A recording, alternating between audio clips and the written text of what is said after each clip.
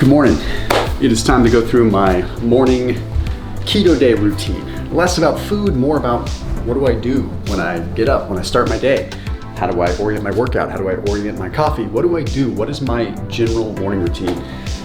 Generally roll out of bed, get started with my day, and one of the first things that I typically do is get up, have my apple cider vinegar. 2 tablespoons or so of apple cider vinegar. I do this pretty much just within 5 to 10 minutes upon waking. Sometimes I add some electrolytes to it, depending on, like yesterday was very, very clean with my diet. Didn't have a whole lot of sodium, so I'm gonna add some electrolytes into the mix there. Wow, gets me every time, especially when it's mixed with a lemon habanero. So one of the rules that I typically have is I try not to roll right out of bed and have coffee. There's a reason behind that. It has to do with the fact that when you wake up, your cortisol levels are already elevated. Give yourself a little bit of time for those cortisol levels to come down. It makes a huge, huge difference. This is typically, believe it or not, if it's still dark out when I wake up, this is when I might do a little bit of red light therapy, just because I do it for ambient light. Depending, sometimes I have a big panel, sometimes I have a small panel, but the idea behind red light therapy is actually generating more ATP within your cells. So if I do it, it's usually first thing in the morning or immediately post-workout. If I have my full panel with me, I would actually spend a little bit of time in front of the full panel. This is just a perfect time for me. I don't want to really do a whole lot right when I wake up. I'm a big fan of hitting the ground running, but at the same time, I also want to make sure that I'm waking up in a natural way. If I'm getting up before the sun, a lot of times what I'll do is still wear blue light blocking glasses in the morning. And I mean, granted, I'm totally full of like weird, crazy biohacking stuff because I'm all about kind of optimizing my life the best that I can. So I make it part of my routine. The reason that I block blue light as much as I can when it's still dark out when I wake up is because I don't want it to throw off my natural circadian rhythm by bombarding myself with a bunch of blue light. It's so easy to wake up and just start checking your phone and going through that stuff. And don't get me wrong, I do it too, but I at least try to block a little bit of blue light in the process. So what I'll do is I'll usually spend 10-ish minutes or so applying red light.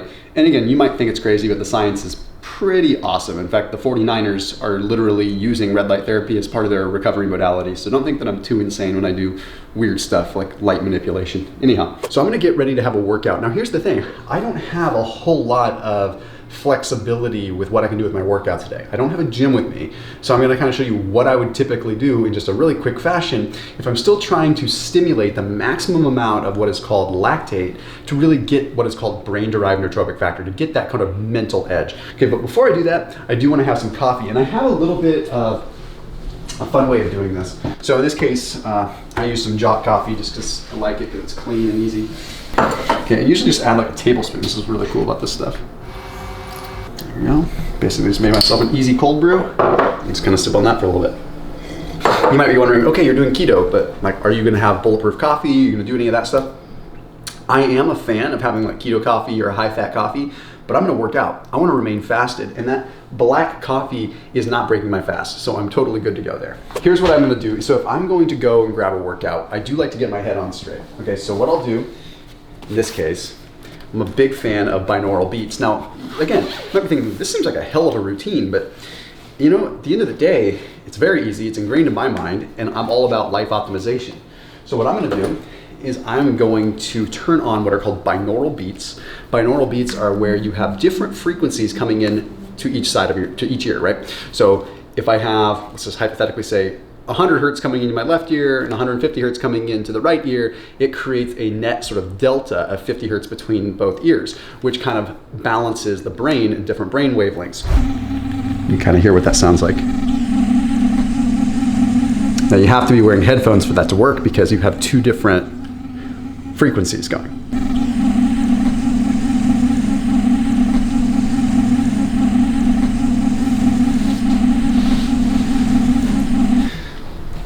So there's 5 minutes there.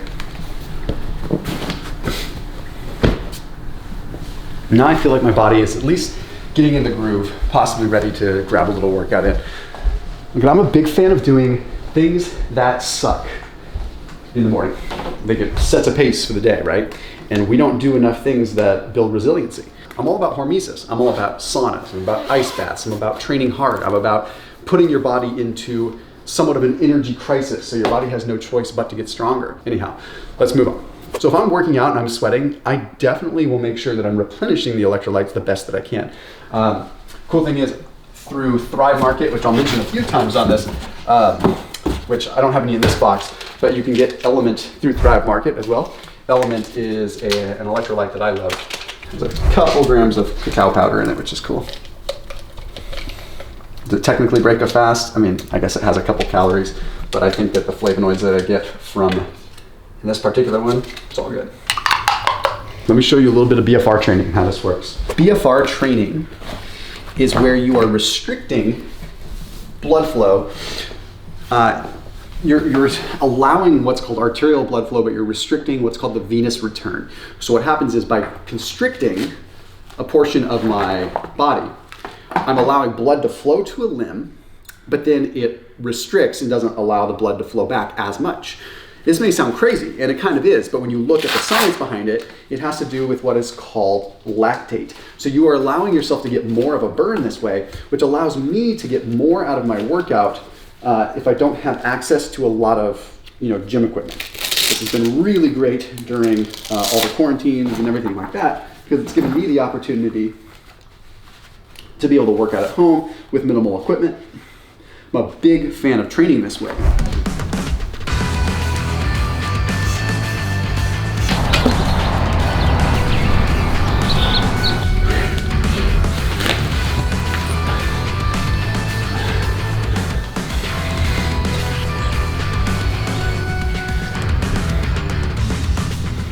So that just gets all the blood pumping there, and you can see it creates a tremendous pump. But my idea is, how do I inflict as much of a good pain without having to actually beat up my joints? Okay, I still lift heavy. That's still part of my life, without a doubt. But it's all about intensity in different areas. Body weight only. It's all it took to get my heart rate up and have a serious burn. Then what I'll do, once the BFR is done, I'll clear it out and go do a quick little bit of cardio. I wish I could say this was my place. This place is awesome though, for wedding venues, for filming. Just a big shout out to them, and thank you for letting us film here. And if you don't have weights, you just bench press pygmy goats. What's kind of interesting is people think that you have to eat right after your workout. Especially on keto, it's really easy to get concerned that you're going to lose muscle mass. But the ketones themselves, especially if you're in a deep state of ketosis, are very, very muscle sparing, okay? So ketones are a protective kind of survival mechanism anyway. So the idea behind a ketone being present, it's there to preserve your muscle and preserve, well, life in your body. So you don't have to eat right when you get done with a workout. In fact, protein synthesis stays elevated for 24 hours after a workout, actually even longer than that. So as long as you're getting adequate amounts of protein within 24 hours of your workout, you're good. Now, one thing that I will say though, is after your workout, you have a good amount of glucose that is flowing around, whether you're in ketosis or not. You have glucose that's flowing around as a result of your workout.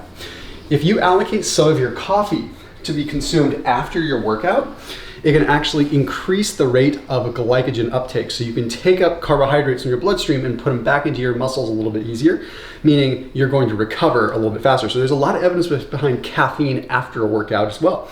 So I usually take half of my coffee and have it before my workout, and half of my coffee and have it afterwards. Again, it's not that you cannot eat right after your workout. You absolutely can. In fact, one of the things that I usually recommend for people when they're doing keto, and even for myself, is if you're not fasting, have the bulk of your calories coming in with breakfast, okay? Your body will store more calories as fat if you overeat in the evening than if you overeat in the morning. Plus, you have all these other variables, right? If you consume more calories in the morning, you're usually going to be satiated throughout the course of the day. Not to mention all the gene transcription, all the overall storage mechanisms and fuel accumulation genes are all elevated in the afternoon. So it allows you to use those calories in the morning for a little bit more energy.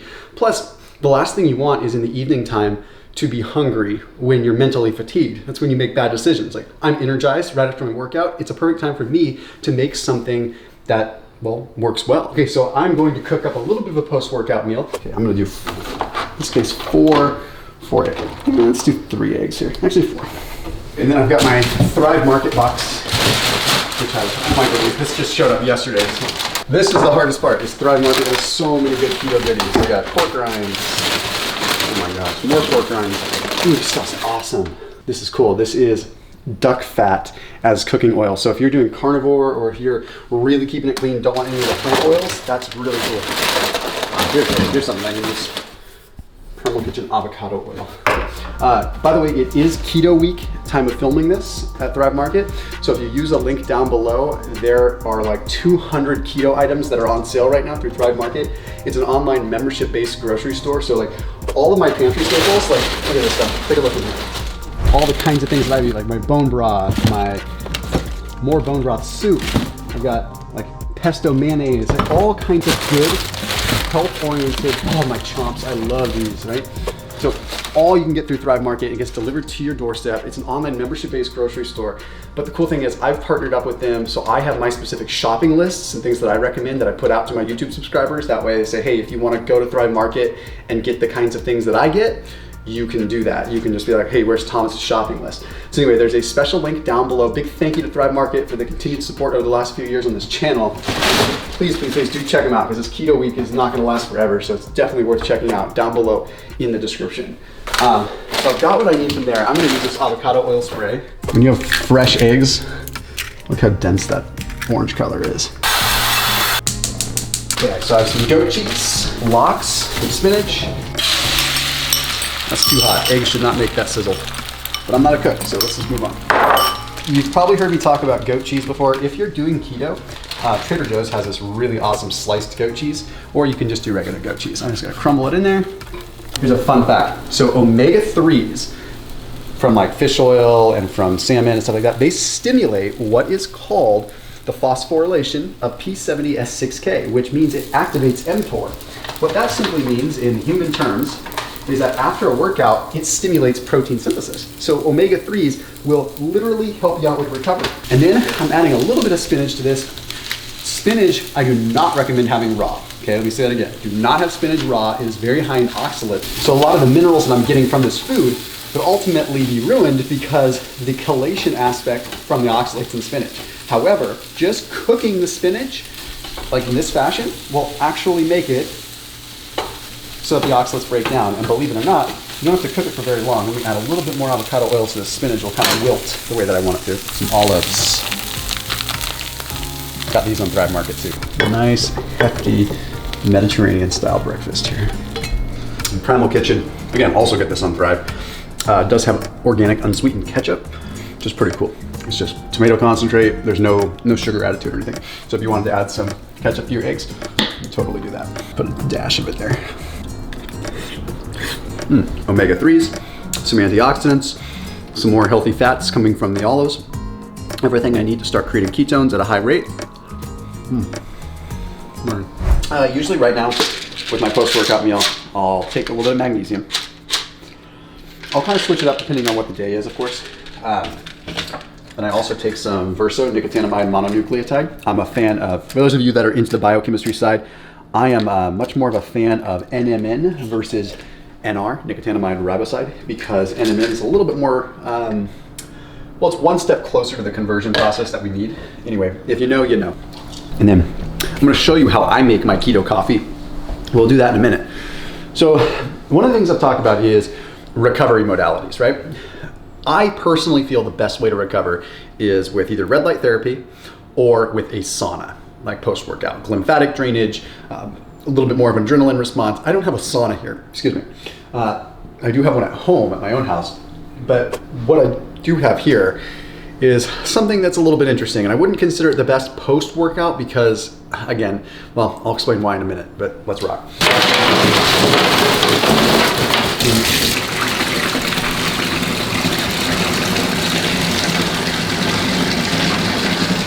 The concept of an ice bath is all about inflammatory response, like attenuating an inflammatory response. But more so within that, I view it as a separate workout. I view it as hormesis, again, hormetic stressor. Now, from a fat loss perspective, I would recommend ice baths or just taking a cold shower. So what I'm gonna do, I'm just gonna do 5 minutes in here. That cool.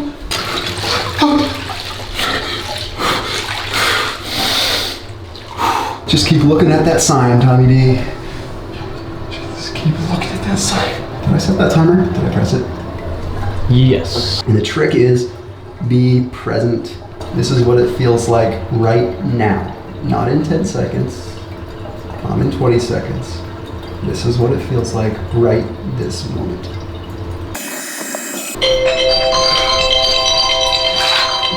Now, contrast, take a hot shower. I'm so numb, doesn't feel bad at all. Can't tell if it's hot because everything's numb. So you get massive vasoconstriction. Cold bath, then you get vasodilation, and that constriction and relaxation of the arterial wall actually allows for a lot of nutrient delivery, which means that post-workout meal that I ate a little while ago is hopefully doing some magic. You know, a lot of times if I'm having breakfast, I will not do a keto coffee, but that breakfast that I had maybe, God, I'm still shivering. It's a good thing though. It means I'm developing more mitochondrial mass and biogenesis, so we're all good.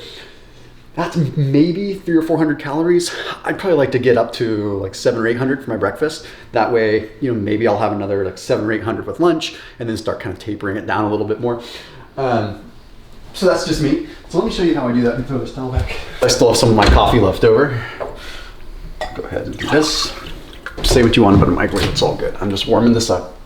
Normally I'd use hot coffee, but let's not be wasteful here. Coconut oil. This is like a coconut milk powder in MCT. That way, because normally what I'd do is I'd add coconut cream to my coffee anyway. But this just makes it so I can make it on the go a little bit. And then I usually use a little kava oil as well. Like I'll probably just use maybe 1 tablespoon of coconut oil, just about. Okay, let that melt in. Eyeball some of this creamer. Stuff is super good. Again, if you have a frother, then it works better. I don't feel like I need to add grass-fed butter to my coffee. I don't know, I'm happy with the coconut cream instead. No sense in adding the extra dairy if I don't need to. Just put like maybe a half a dropper. Again, this is totally optional. This is just, for me, it seems like it takes the edge off the coffee a little bit because I'm not interested in getting a bunch of jitters. Like I just want to feel good, but I love having this stuff while I get started on some work. It's like my one sense of normalcy. I feel like kind of a normal human for a little bit because everything else I do is kind of weird. You know, I do weird stuff. I put bands on my legs and work out. I put bands on my arms and work out. I take cold baths and cold showers. Like, I'm a weird dude. Like, I'm a seriously weird dude. You can quote me on that. So keto coffee, I'm gonna try not to sip on this for too long, right? I wanna drink it within like 20 minutes because if I continue on too long, then I'm just consuming food. Like, I don't want to do that. I want to have it be kind of part of like my morning calories. But again, like there's no real insulin response with this. So I'm not really doing anything negative. In fact, it's going to drive my ketone levels up pretty high considering the MCT and the coconut oil, which has MCT in it. One of the things you can swap out the coconut oil for is if you wanted to use ghee. I do ghee a lot. I switch it up. I'll do ghee with some turmeric. I'll kind of mix it all up. All that stuff, by the way, get through Thrive Market, whatever you need to do to get it.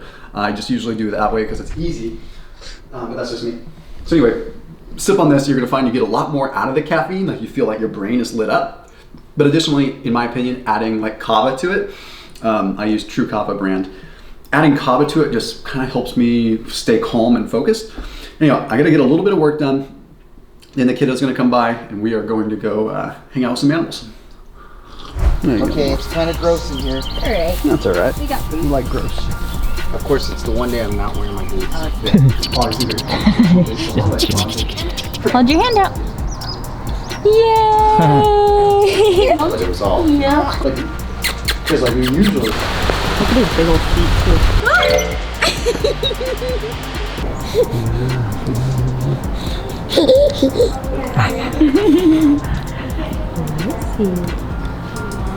Let's see. No, he's just so